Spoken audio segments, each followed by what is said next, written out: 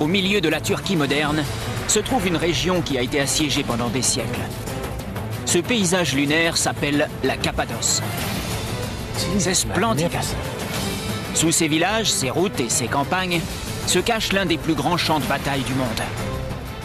Ce sont les Hittites qui, les premiers, il y a 3000 ans, ont creusé d'immenses cités souterraines. Elles ont subi des guerres sanglantes qui ont bien failli les anéantir. Des tunnels remplis de pièges. C'est pour les lances qui transperçaient l'ennemi. Ça devait être saignant. Aux racines secrètes de la chrétienté. C'est le premier monastère du monde. Il est immense. Il y a environ 200 églises dans cette zone. Et aux vestiges d'une civilisation païenne qui a mystérieusement disparu. La Cappadoce cache ses secrets à l'abri de ses rochers. Surmontez voir. Et dans ses moindres recoins, on dirait une ruche. Un réseau de tunnels qui rayonnent dans toutes les directions. Des vestiges qui témoignent de l'évolution de l'armement sont enfouis ici depuis plus de 3000 ans. Nous explorons les strates du temps et les secrets enfouis d'un très vieux monde païen.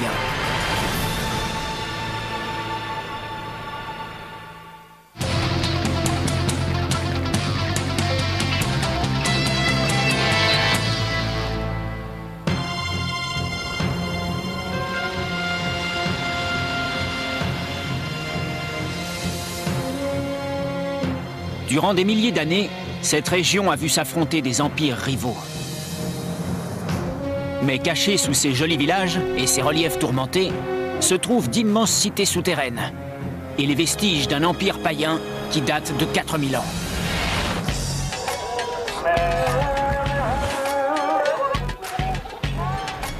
Je suis Don Wildman. Je suis en Cappadoce, en Turquie, dans la région des villes disparues. Ce paysage lunaire a été créé il y a des millions d'années par l'éruption de 3 énormes volcans. C'est un paysage unique au monde. Pendant des milliers d'années, les habitants de ce pays ont creusé cette roche volcanique et tendre pour façonner une vaste mégapole souterraine.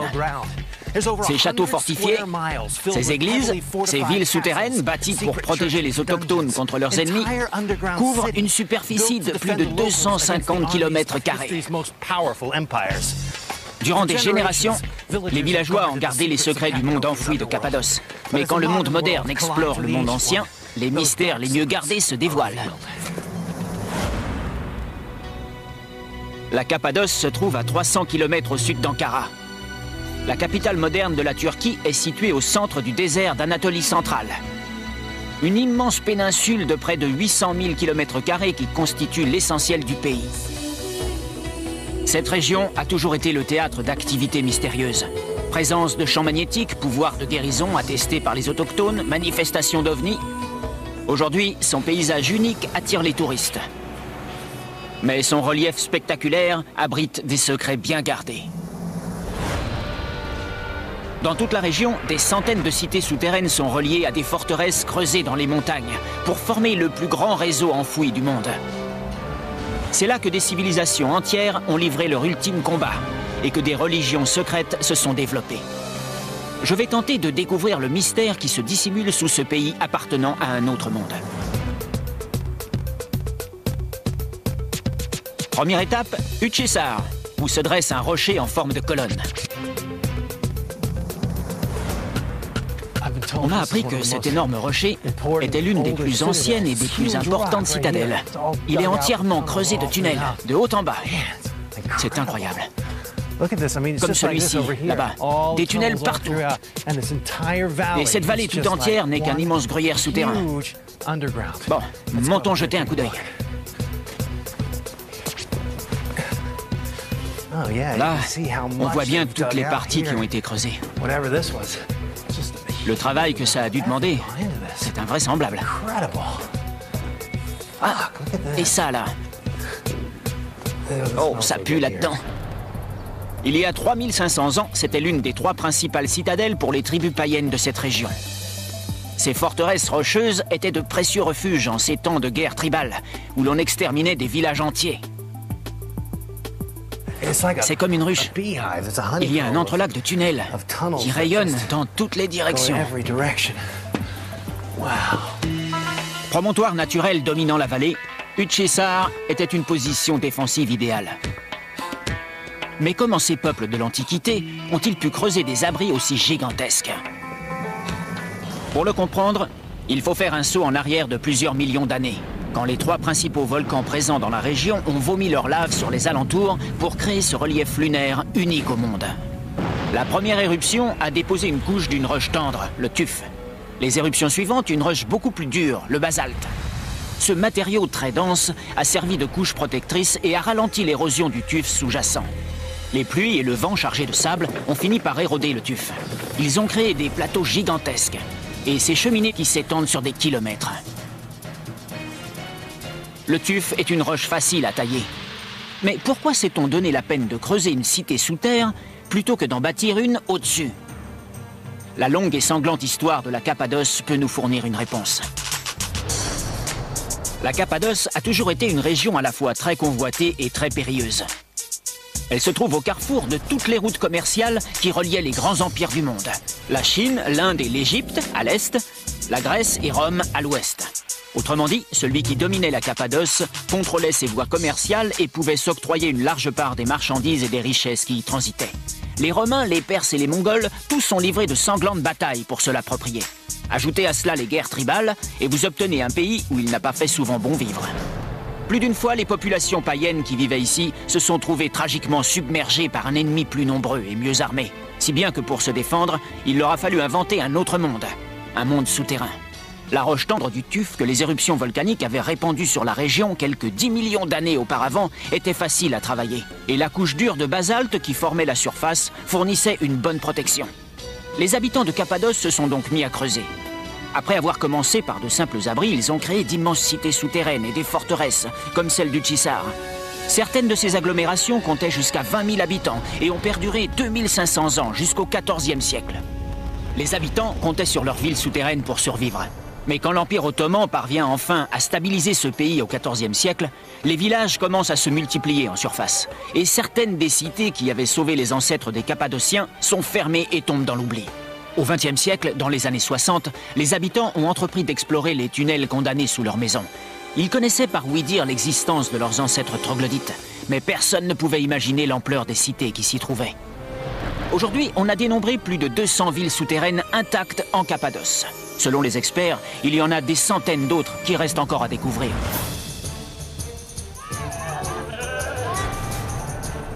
Je me trouve à Ürgüp, la principale ville de cette région. Ici vit une femme qui connaît tout ce qu'on peut savoir de la Cappadoce. C'est elle que je vais rencontrer. Elvan! Bonjour Don. Vous êtes d'ici? Oui, je suis d'Ürgüp, une des principales villes de Cappadoce. Il y a un rocher troglodyte en pleine ville. Il y en a partout, ce n'est qu'un début. Elvan Özbey explore le monde souterrain de Cappadoce depuis près de 20 ans. Personne ne connaît ses secrets mieux qu'elle. Elle m'emmène sur un site qu'on ne trouve sur aucun dépliant touristique. Il s'agit d'une cité souterraine intacte datant du premier empire qui a dominé ce pays, le puissant empire des Hittites.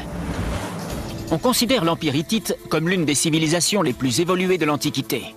Il a duré plus de 5 siècles, de 1700 à 1190 avant Jésus-Christ. On pense que ce sont les premiers à s'être enterrés ici. Mais que redoutaient-ils tant? On ne le sait pas exactement, mais certains de leurs témoignages écrits mentionnent des envahisseurs qu'ils appellent les gens de la mer. Apparemment, les Hittites païens ont prospéré dans cette région durant plus de 500 ans. Mais au cours du XIIe siècle, comme une autre grande et mystérieuse civilisation, celle des Mayas, ils ont disparu sans laisser de traces.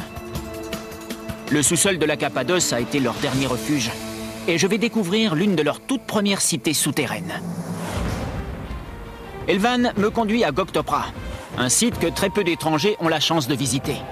Les villageois connaissent depuis toujours l'existence de cette cité, mais pour le reste du monde, elle reste encore à découvrir. Où va-t-on? On va monter là-haut.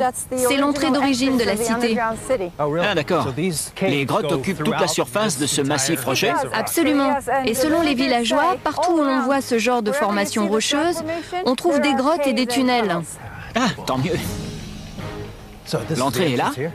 Oui, c'est l'accès d'origine, ce qui est très rare car la plupart se sont effondrés.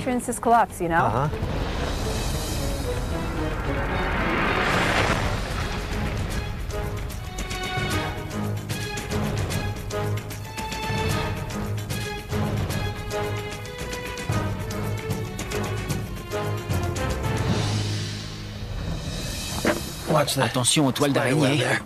Oui, personne n'y vient jamais. C'est très spacieux ici. Regardez ça. Ah, des chauves-souris. À là-haut.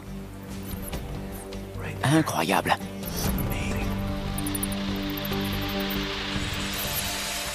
Malgré les chasseurs de trésors qui écument les parages à la recherche d'objets abandonnés par les Hittites, cet endroit est resté à peu près intact. Selon Elvan, sa structure grossière prouve qu'il s'agit d'une des plus anciennes cités souterraines. C'est la menace venue du dessus qui a forcé les habitants de Cappadoce à s'enfoncer de plus en plus dans le sol et à perfectionner leur cité souterraine. Quand les mystérieux peuples de la mer approchaient, les villageois abandonnaient leurs habitations en surface et se réfugiaient sous terre. À quoi servent ces trous? Ce sont des puits. Il y en a deux sortes. Ceux-là sont des puits secs. On y stockait l'eau. On amenait de l'eau ici? Oui, et c'est là qu'on la conservait. Et on la versait là-dedans? Oui, et il y a un autre système appelé puits humides. Ils creusaient des canalisations qui amenaient l'eau dans la ville, jusque dans ces puits. Une sorte d'aqueduc primitif. C'est ça. Ils avaient l'eau, des puits d'aération et des vivres pour plusieurs mois. Mais ce n'était pas suffisant. Il leur fallait se protéger. Tout au long de ces tunnels étroits qui serpentent de salle en salle dans cette cité souterraine, on trouve des vestiges de systèmes défensifs, dont on se servait en cas de siège. Encore une autre défense. Une énorme pierre circulaire qu'on roulait pour protéger une salle importante de ce côté. On roulait ces meules qui pèsent jusqu'à 1 tonne devant les entrées pour barrer l'accès à certains quartiers de la cité. C'était simple et très efficace. Étant donné qu'elles étaient rondes, il suffisait de quelques hommes placés à l'intérieur pour la faire rouler en place. Mais de l'extérieur, une armée entière était incapable de la bouger. Voilà qui prouve à quel point la vie était compliquée dans ces cités souterraines. Et qui sait combien de gens ont trouvé la mort ici, lors de combats dans ces tunnels? Voilà une meule qui est en place. On l'a roulée pour bloquer le passage. Et cela depuis 3000 ans. Parce que personne, et sûrement pas moi, ne peut la bouger. On peut voir par ce trou que le tunnel continue. Mais impossible d'y accéder. J'ai déjà trouvé la preuve qu'ici se sont déroulés de féroces combats. Et j'ai pu constater à quel point les Hittites étaient techniquement évolués. Mais ce que je viens de voir n'est qu'un début.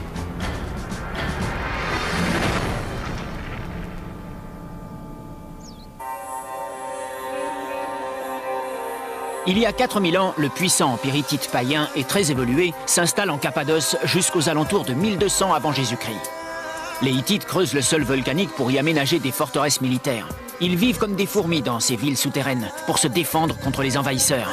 Ils disparaissent mystérieusement au XIIe siècle avant Jésus-Christ et laissent derrière eux de gigantesques cavités creusées à la main. Au 1er siècle de notre ère, ces abris serviront de refuge pour une nouvelle catégorie de persécutés, les premiers chrétiens. C'est à Oskonak, petit village du nord-est de la Cappadoce, qu'une nouvelle religion prendra peu à peu racine et se développera.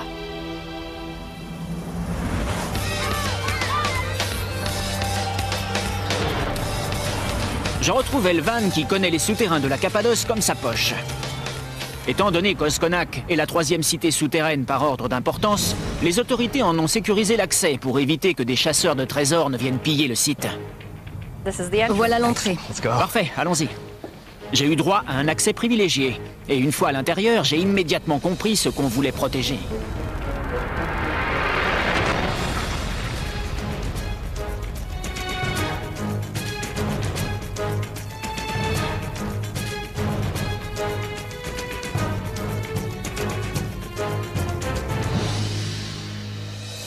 Tout ce qu'on voit là, c'est de la pierre taillée?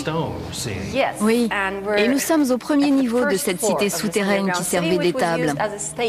C'est ici qu'ils amenaient leur bétail. Ils attachaient leurs bêtes ici. Avec des cordes? Absolument. C'est creusé dans la roche? Oui. Et ces niches, elles servaient à quoi? À entreposer le fourrage. Ah, bien sûr. C'était leur mangeoire. Tout est fonctionnel. Une botte de foin? C'est là qu'ils mangeaient.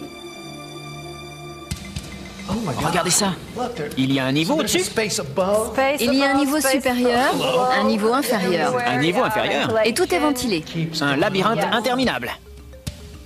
Nous étions au premier niveau de cette cité, celle qu'occupaient les animaux. Les hommes, eux, s'abritaient au second niveau, à 6 mètres sous terre. Plus de 3000 personnes pouvaient y vivre pendant des mois d'affilée. C'était la version antique d'un abri anti-aérien. Pour avoir pris la peine de creuser si profond une surface aussi gigantesque, ils ont dû se trouver devant un danger terrible. Quand les Arabes les attaquaient, ils lançaient des buissons enflammés dans les puits. Les puits d'aération? Oui, les gens qui se trouvaient au premier niveau mouraient asphyxiés par la fumée. Ils se sont enfoncés pour mieux se protéger. Plus la menace augmente, plus on descend sous terre. C'est exactement ce qui s'est produit.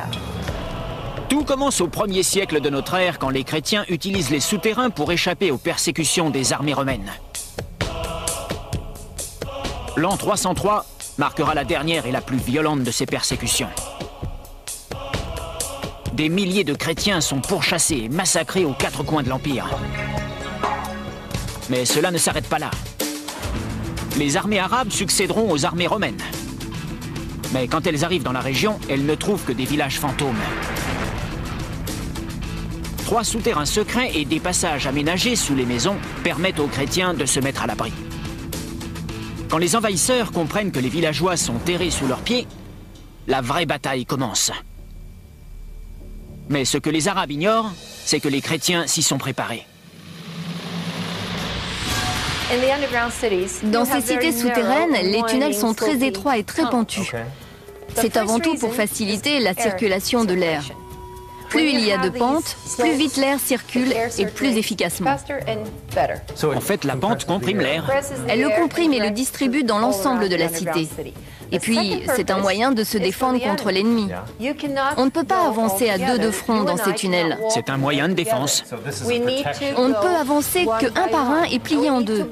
Si on a des armes, il faut les déposer. Et on est forcé de marcher comme ça. Pour l'assaillant, c'est dissuasif. Totalement dissuasif. Intéressant, hein? C'est la raison. C'est passionnant. L'exiguïté de ces tunnels ralentissait l'ennemi contraint de ramper. Quant à celui qui se risquait malgré tout, d'autres surprises l'attendaient. Qu'est-ce que c'est? Des trous à lance. À lance? Au cas où l'ennemi arrivait jusque-là. Ah, j'en reviens pas. On voit jusqu'à la surface. Oui, de là-haut, il transperçait l'ennemi. S'il avait réussi à parvenir jusqu'ici, il n'allait pas plus loin. Non, il était mort. Ça ne devait pas être joli à voir. Mais les pièges ne s'arrêtent pas là. Si on échappait au coup de lance, on n'allait pas plus loin, parce qu'on trouvait la porte close. Cette porte jouait son rôle. Cette énorme meule servait à piéger l'ennemi. Elle est semblable à celle que j'ai vue à Gokhtopra. Et si les chrétiens pouvaient bénir les Hittites d'avoir creusé ces forteresses des siècles auparavant, ils avaient eu le mérite de les transformer en véritables champs de bataille entièrement piégés. Une des nouvelles tactiques qu'ils avaient mises au point consistait à laisser pénétrer l'ennemi dans une grande salle et à bloquer avec des meules les 2 seuls accès possibles. Prisonniers des lieux, les assaillants finissaient par mourir. Comme si cela ne suffisait pas, juste derrière la porte se trouvait un autre obstacle fatal. Au-dessus, c'est un célèbre dispositif byzantin. On verse de l'huile bouillante sur l'ennemi. Si on arrive jusque dans cette salle, on reçoit une douche d'huile bouillante. Si les chrétiens s'étaient réfugiés si bas sous terre, il faut croire que leur situation était désespérée. Là, nous débouchons dans la dernière salle de cet ensemble. Elle servait en quelque sorte de quartier général aux défenseurs. C'était là qu'on dirigeait la bataille qui opposait 3000 villageois à des ennemis puissamment armés. Mais par quels moyens? À quoi servaient ces trous? Ils amplifient ma voix. C'est la seule cité souterraine équipée d'un système de télécommunication. Ici, l'écho est bien plus fort que dans les autres salles. Il se répercute et en passant par ce trou, ici, il se transmet aux autres niveaux. Comme un auditorium, cette pièce a été acoustiquement conçue pour réverbérer les sons et pour les diriger dans une zone précise. Quelqu'un qui se trouvait au niveau supérieur pouvait entendre les instructions données d'en bas, même quand on les chuchotait. On pouvait transmettre les ordres et les positions de l'ennemi dans l'ensemble de la cité. C'était la dernière ligne de défense face à un ennemi déterminé. Même quand ils avaient repoussé une attaque, les villageois restaient terrés. Pour sortir, ils attendaient que les parages soient libres. Parfois, ils restaient sous terre plusieurs mois, il fallait donc s'y préparer. Entreposer des vivres est indispensable dans une cité souterraine. Même s'ils ne s'en servaient pas, même quand ils étaient en haut dans leur maison, ils faisaient des provisions. C'était une question de survie. Oui, il fait très frais ici. Oui, la température est idéale. La température ici est toujours constante, entre 15 et 16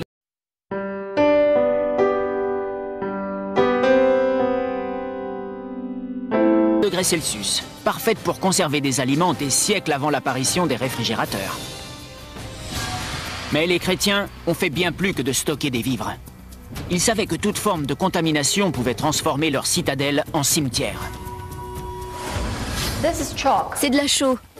Dans la plupart des cités souterraines, les gens passaient les murs à la chaux.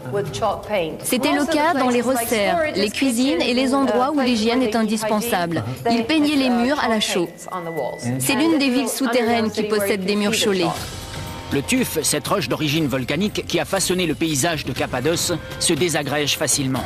Ces particules remplissent l'atmosphère et recouvrent tout d'une épaisse poussière.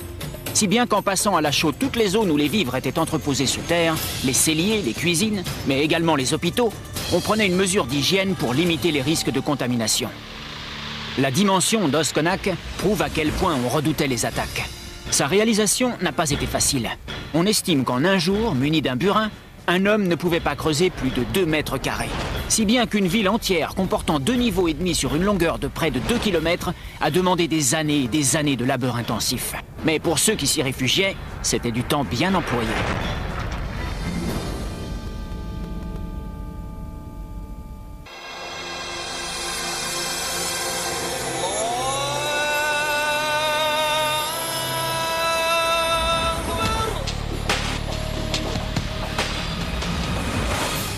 Au IVe siècle, l'empereur Constantin fait de la religion chrétienne la religion officielle de l'Empire romain.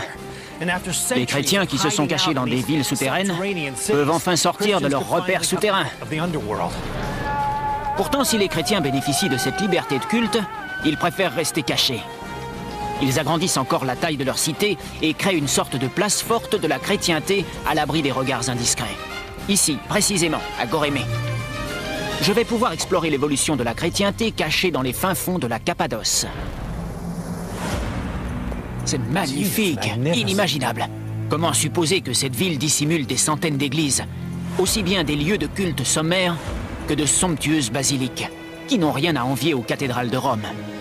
Mais le plus surprenant de tout, c'est que ce site a été l'un des premiers foyers de propagation de la doctrine chrétienne. C'est le premier monastère du monde. Il est gigantesque. Il y a environ 200 églises dans ce secteur. On a utilisé ces cavités pour y créer le premier monastère de la religion officielle du plus grand empire du monde. Les moines y mangeaient et y priaient. C'était un mode de vie à la fois reclus et communautaire, inconnu jusqu'alors. C'est Saint Basile qui, au IVe siècle, a l'idée de fonder un premier ordre monastique. Le christianisme est alors à son apogée et son matérialisme lui fait peur. Saint Basile a vécu avec des ascètes et des ermites en Égypte. S'inspirant de leur exemple, c'est ici, en Cappadoce, qu'il crée le premier monastère du monde. Les moines vivront là jusqu'au XIVe siècle, celui de la conquête ottomane. Ce monde souterrain et isolé servira de modèle à la vie monacale, telle que nous la connaissons aujourd'hui. Mais Saint Basile ne s'arrête pas là. Il excommunie également tous ceux qui se livrent au trafic de prostituées, extrêmement répandu sur les grandes routes du négoce qui passent par la Cappadoce, et fait disparaître les vieux restes de paganisme qui subsistaient dans cette région. Mais parmi les centaines d'églises et d'habitats qui composent ce monastère, une structure souterraine se distingue de toutes les autres. On estime qu'il s'agit d'un des habitats les plus anciens de Gorémé et qu'il date de plus de 1000 ans. Aujourd'hui, il abrite des sépultures chrétiennes. Les gens d'ici l'ont surnommé l'église du serpent, par allusion au dragon terrassé par Saint Georges. Voilà un très bon spécimen d'église primitive. Il y a des tombes partout. Faites attention à ne pas tomber dedans. Entendu.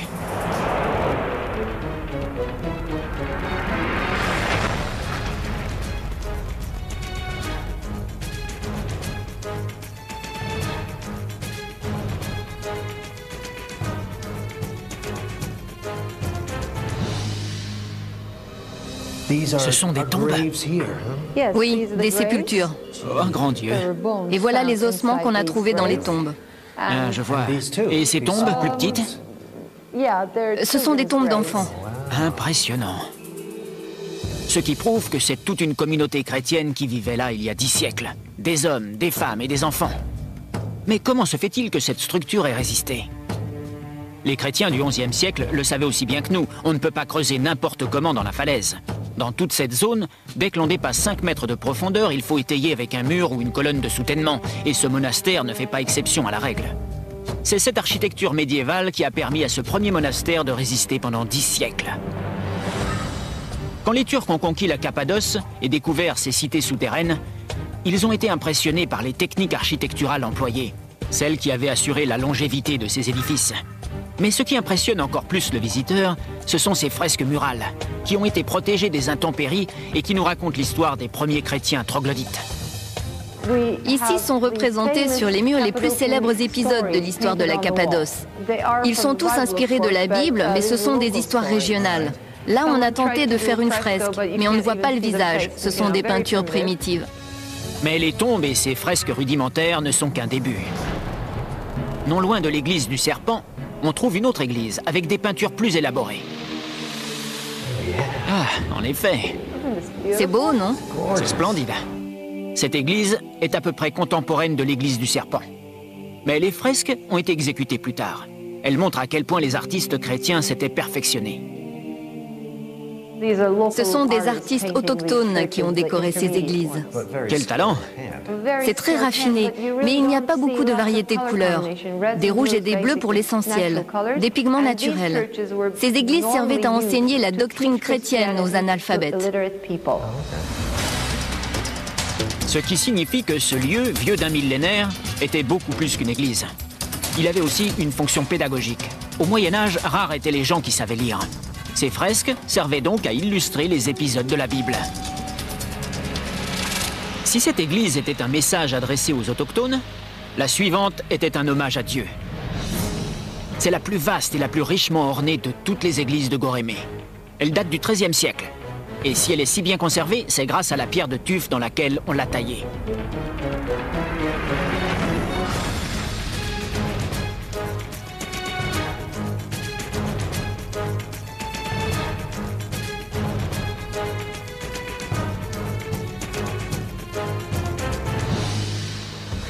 C'est extraordinaire. Stupéfiant. Vous voyez à quel point tout est plus raffiné, les détails et les couleurs. Et c'est très haut de plafond. C'est magnifique. C'est spectaculaire. C'est la partie la plus ancienne de l'église qui date des 11e et 12e siècles. Des fresques à thème biblique. Voici la vie de Jésus, de sa naissance à sa crucifixion. C'est plein de détails. Quel travail ça a dû demander. Les fresques au plafond et sur les murs de ce caveau valent largement celles des églises de l'Empire byzantin. Les artistes les plus réputés venaient de Constantinople jusqu'ici pour réaliser ces fresques spectaculaires, ce qui prouve bien l'importance que prenait cette religion naissante. Mais ce qui surprend encore davantage, c'est la technique employée pour bâtir cette église. La profondeur et la hauteur de l'édifice lui donnent les dimensions d'une cathédrale. Il y a des doubles rangées de colonnes, des alvéoles. Les détails sont très soignés. Le plan de cette église ressemble à celui des églises byzantines.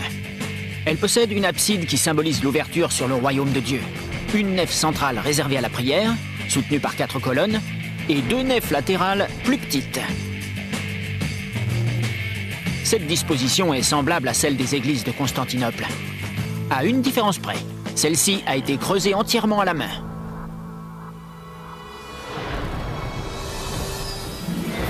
Quand on traverse la vallée de Gorémé en autocar, on est loin de se douter que les cavités de ces falaises abritent le premier monastère du monde. Des écoles chrétiennes aux basiliques monumentales dissimulées dans des grottes jusqu'aux sanglants champs de bataille enfouis à plus de 5 mètres sous terre, c'est un inlassable travail de sape qui a duré des siècles à façonner un monde tout à fait unique, dont je n'ai exploré qu'une infime partie.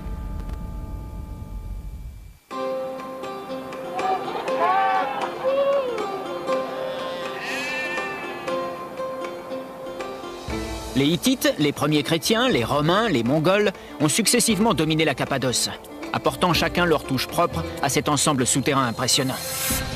Aujourd'hui, chaque maison, chaque boutique ou chaque route dissimule un accès secret à ces mondes enfouis. Elvan m'emmène maintenant dans un village bâti au-dessus d'une cité enterrée, qui compte 5 niveaux et qui s'étend sur près de 6 km. Mais ces dimensions ne sont pas tout.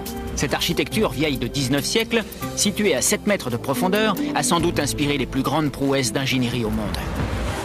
Mehmet Osman Bazoglu, le maire d'Agirnas, un petit village non loin de la ville de Kayseri, l'ancienne Césarée, a accepté de me guider dans le dédale de ce monde souterrain.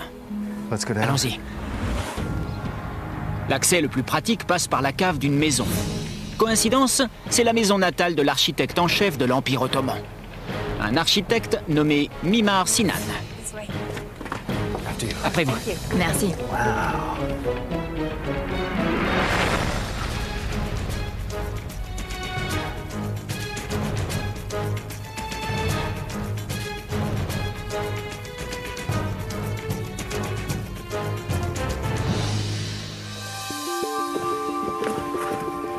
Donc, on est dans la maison de Sinan.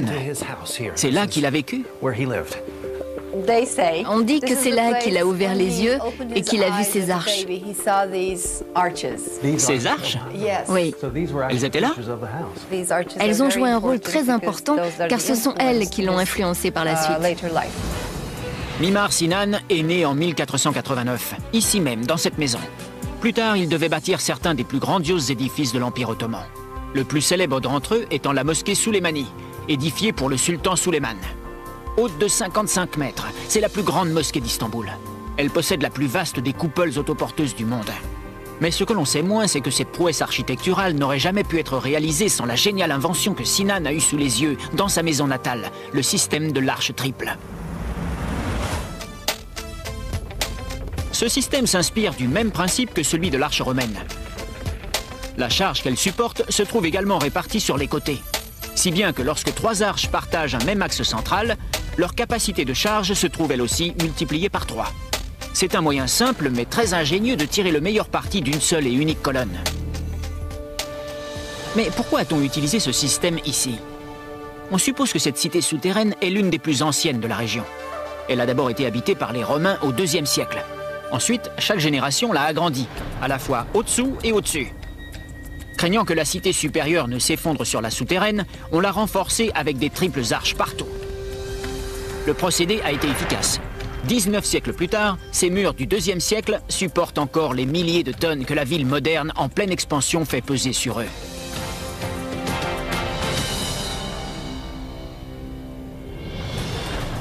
Par ici. Mais un autre élément fait de cette ville souterraine une ville exceptionnelle. Regardez-moi tous ces espaces incroyables, il y en a partout. Aujourd'hui, les propriétaires ont fermé l'accès à leur sous-sol pour les utiliser comme entrepôt. Mais il y a 500 ans, à l'époque de Mimar Sinan, cet espace de 5 km de long était une immense succession d'ateliers. Je n'en reviens pas. Regardez la dimension de ce sous-sol. À quoi servait cette salle? On fabriquait des outils en fer ici. On fondait le fer dans cette cavité. Ces moules en terre cuite ont jadis servi à fabriquer des outils en fer.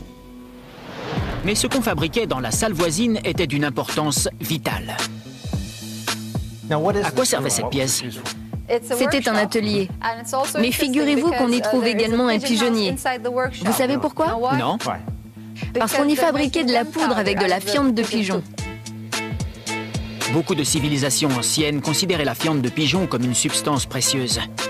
Depuis des siècles, les habitants de Cappadoce savent qu'elle est riche en nitrate et ils l'utilisent comme engrais. Mais après l'invention des armes à feu, ils comprennent que cette substance particulièrement explosive est idéale pour fabriquer de la poudre artisanale. Voilà comment, 500 ans plus tard, je me trouve dans une poudrière souterraine. Si bien que Mimar Sinan vivait au-dessus d'un véritable atelier. De toutes sortes d'ateliers. Vivre ici sans devenir architecte, ce n'est pas concevable. On ne peut pas rêver mieux comme laboratoire pour un futur grand architecte. Ce laboratoire idéal pour Mimar Sinan est pour nous aujourd'hui un lieu préservé qui n'a pas de prix. Peu de gens savent que les premiers modèles d'ateliers, de fabriques et d'arches qui ont inspiré plus tard le monde entier gisent 6 mètres sous terre ici, dans ce village de Cappadoce.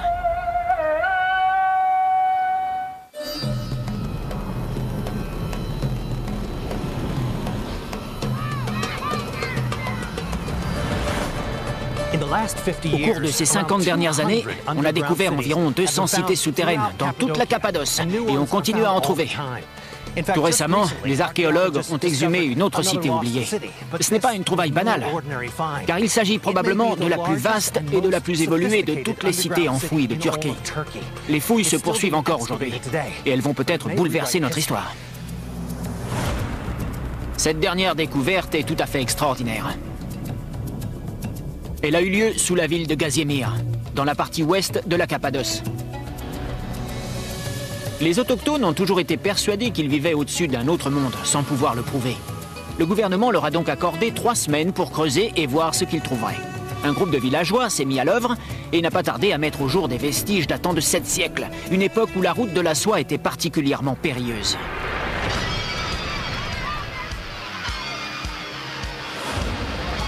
On fouille dans tous les coins. Oui, absolument. Il y a des trous partout. C'est l'archéologue Guzin Karakoy qui dirige ces opérations sans précédent. C'est la cité souterraine qu'ils ont découverte. La route de la soie était jadis l'un des axes commerciaux les plus importants. Il permettait aux gens de circuler d'un pays à l'autre et de transporter toutes sortes de marchandises. Comme cette route parcourait plus de 10 000 km, il fallait prévoir des étapes. Et pour ce qui est des gîtes, les Turcs avaient vu grand. Ici, sous la ville de Gazimir, se trouve un caravansérail. Autrement dit, une sorte de gigantesque auberge fortifiée. Les spécialistes estiment qu'elle date de 800 ans. Ce caravansérail est tombé en désuétude au XIVe siècle. La boue et les gravats l'ont peu à peu enseveli. Mais voici quelques mois, on a tout déblayé pour mettre au jour un joyau du passé de la Cappadoce. Tout cet espace était sous terre. Aujourd'hui, nous sommes les premiers à pouvoir pénétrer dans cette cité enfouie.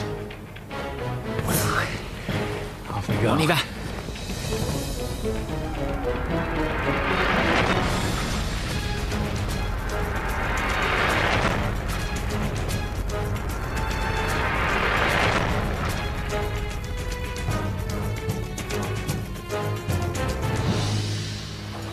C'est un véritable monde souterrain. C'est superbe.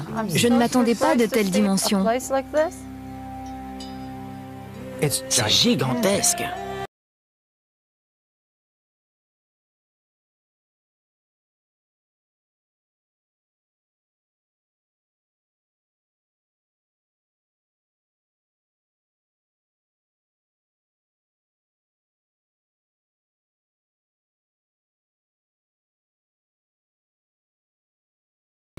Mais il y a 800 ans, cet édifice devait être impressionnant. Les voyageurs venus du monde entier entraient par une porte monumentale et bien gardée.